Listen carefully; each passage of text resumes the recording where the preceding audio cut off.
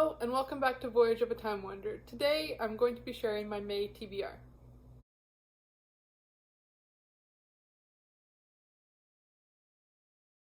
So in the past, I haven't typically done a TBR video if I'm not participating in a themed read-along like Jane Austen July or Victober, but I do make a TBR on my phone every month, so I thought, why not take the time to film a video and share my TBR.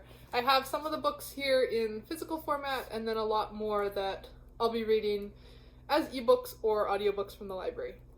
So without further ado, I have my whole list here on my phone that I'll be referencing. There are 16 books in total that I would like to get to. So the first book that I'm hoping to get to is The Consequence of Fear by Jacqueline Winspear. This is the latest book in the Maisie Dobbs series. I believe it's book 16 in the series. We are now up into the World War II years, and this book specifically deals with a young messenger boy who witnesses a murder in a bombed out house.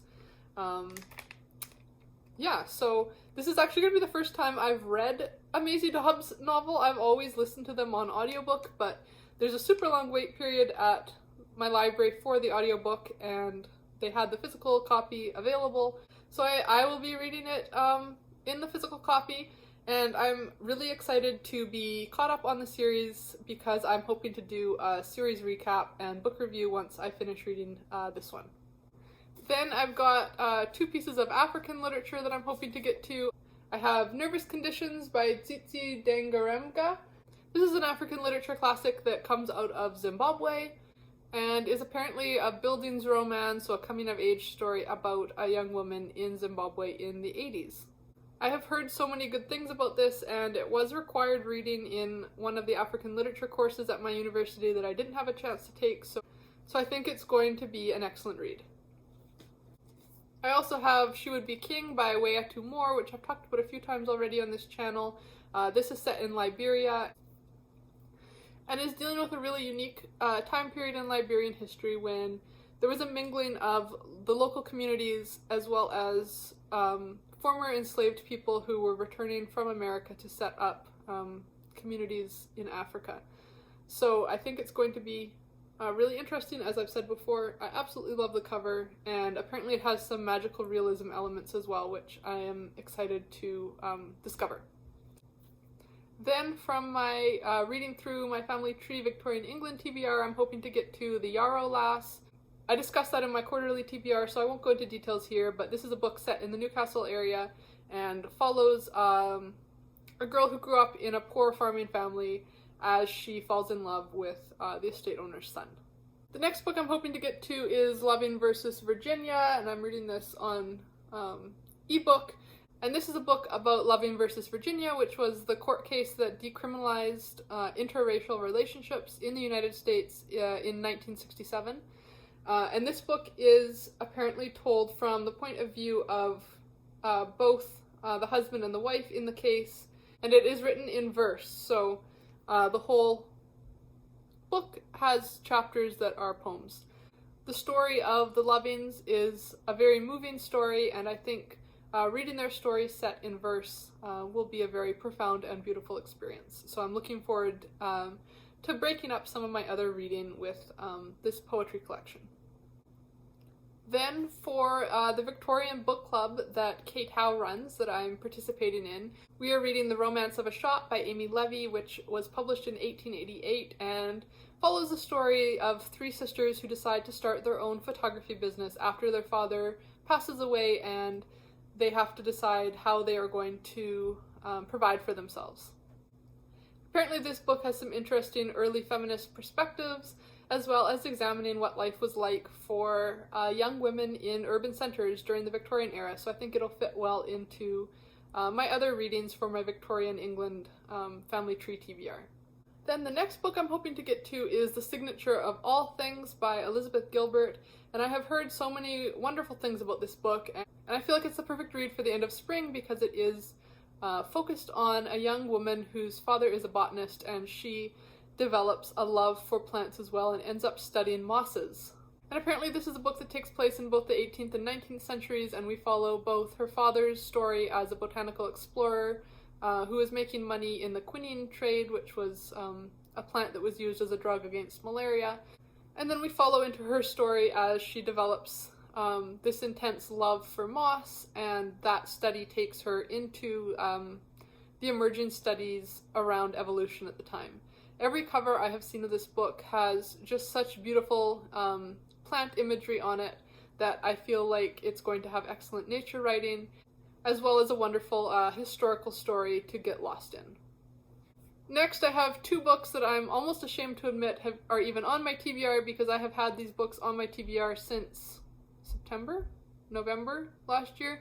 It's been a while, I just haven't been in the mood for them, and I keep bouncing them forward month to month because I know I will enjoy them when I am in the right mood for them, and that is The Virgin's Lover by Philippa Gregory and Elizabeth's Rival by Nicola Tallis. This book is towards the end of Philippa Gregory's Plantagenet Tudor Court series, and I was trying to read through this entire series last year, and I think I just kind of got bogged down in the time period and reading book after book set there.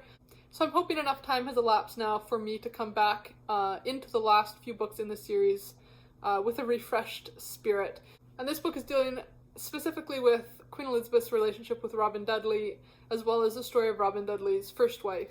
And then this is a nonfiction book about a woman who is likely to have been Queen Elizabeth's cousin through one of Henry VIII's bastard children, and that woman was Robin Dudley's second wife. So we kind of have like bookends of Robin Dudley's story in these two books, and I do really want to get to them, and I think I will really enjoy them when I'm in the right mood. So hopefully that will be in the month of May. Otherwise, you will keep seeing these in my monthly TBRs until I finally get around to reading them. Then from my 12 classics I want to read in 2021 list, I have Pat of Silverbush by Lucy Maud Montgomery. This is the first in the Pat duology that I want to read, and I feel like spring is the perfect time to read a new Lucy Maud Montgomery.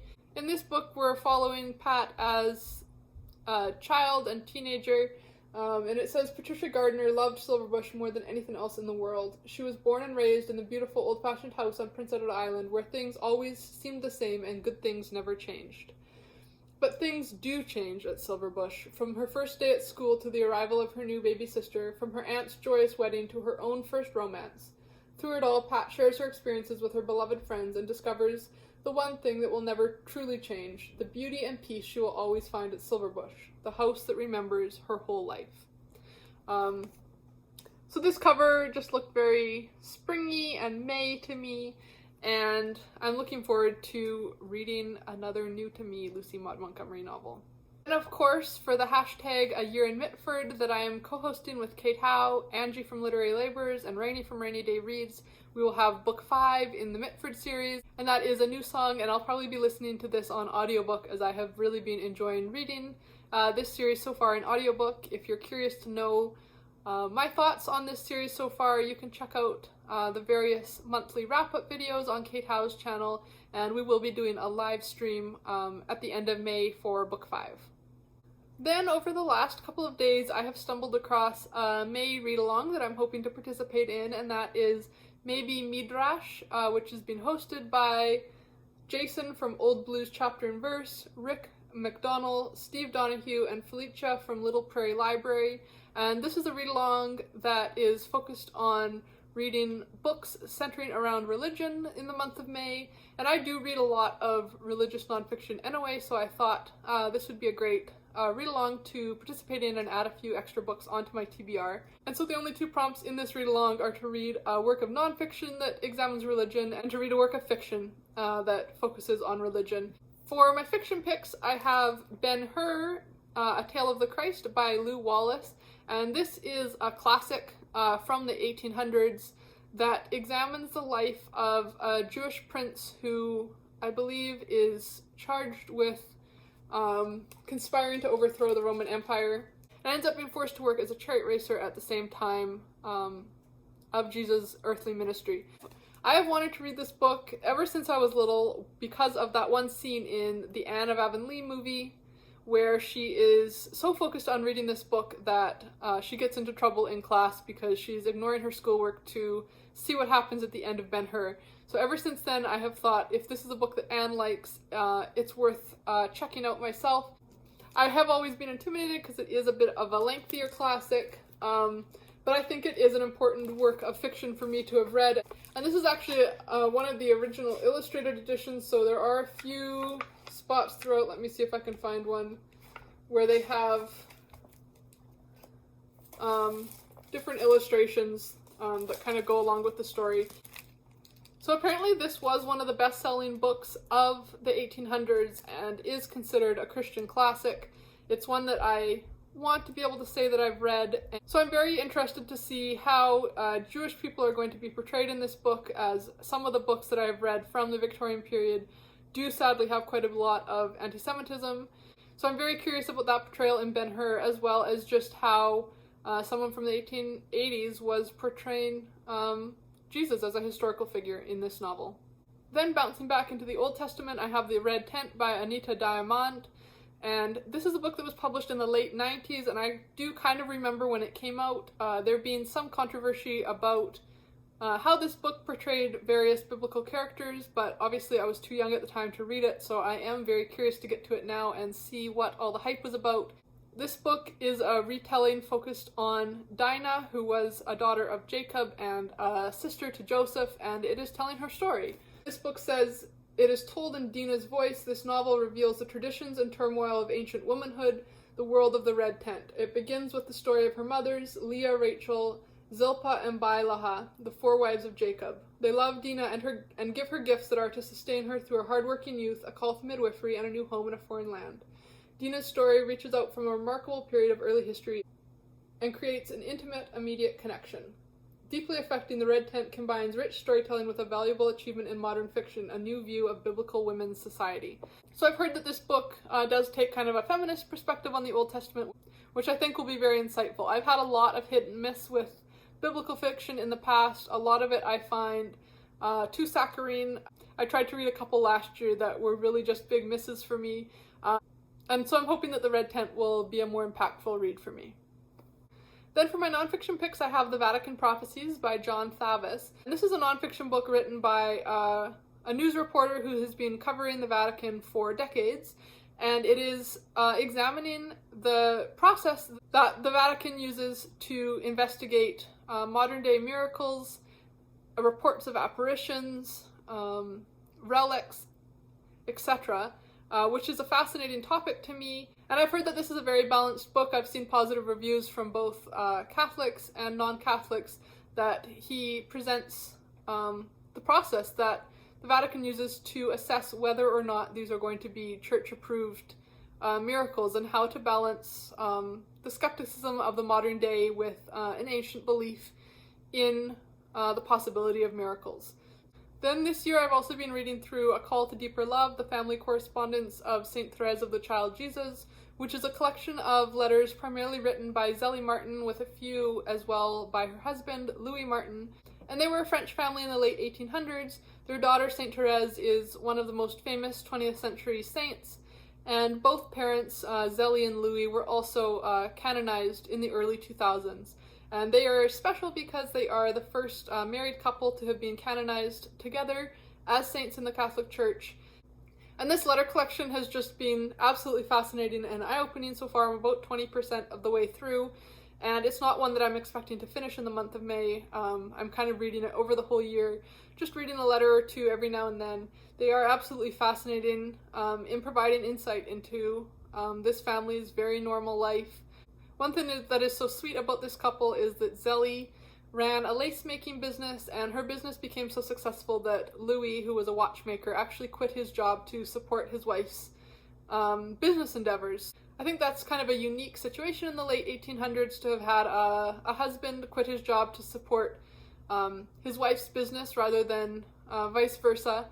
And her letters are just full of her honest thoughts to her family members about what her life was like and the challenges she passed through.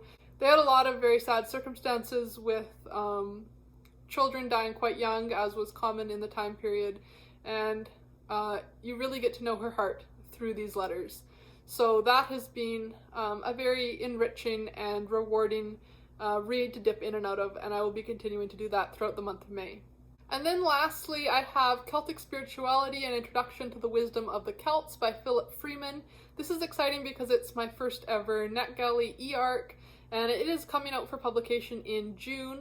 And it is a collection of primary sources written from both Roman perspectives and early Christian perspectives about what the beliefs and practices were of the traditional religion of the Celts. So the author has collected these snippets, some of which are no more than a sentence or two, and some of them are paragraphs and paragraphs going on for pages, describing how these invading forces of both pagan Romans and then Christian Romans saw the lives and spirituality of the Celtic people when they arrived in these communities. The author has mostly kept it to these primary sources, besides an introductory sentence or two at the top of each paragraph where he describes kind of the context of where this source came from. Otherwise, it is all in the words of the people who were witnessing these practices firsthand.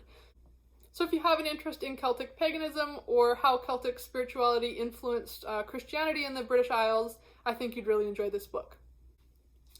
And that is my very ambitious 16-book TBR for the month of May. We'll see if I manage to get to all of them, but it's definitely a stack that I am excited to tackle this month. Until next time, enjoy wandering through the pages of a good book. Bye.